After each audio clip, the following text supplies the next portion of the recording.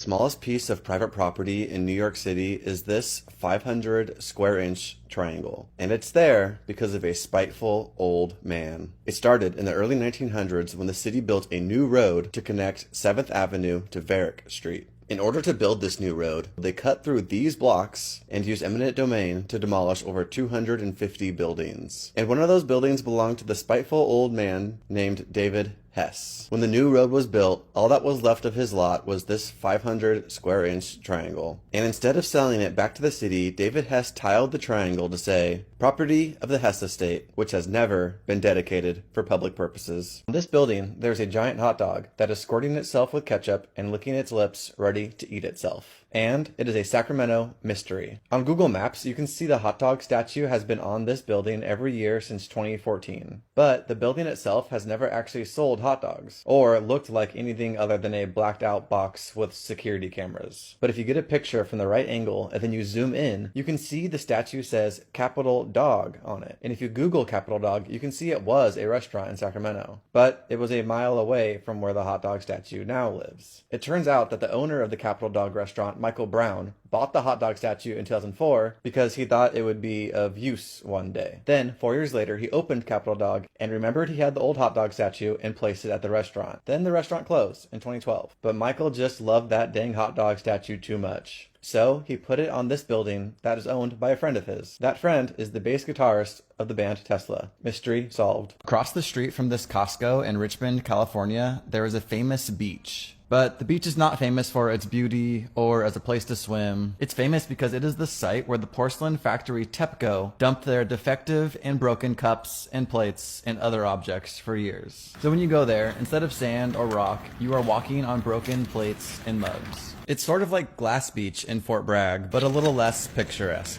And a lot of the pieces are still sharp, not smoothed by the waves like the glass is. TEPCO dumped their damaged products here because until the 1960s, you could basically just dump whatever you wanted straight into the bay. And when I was here, I had two goals. One goal was to find a piece of plate or mug that still had a full image of the TEPCO stamp.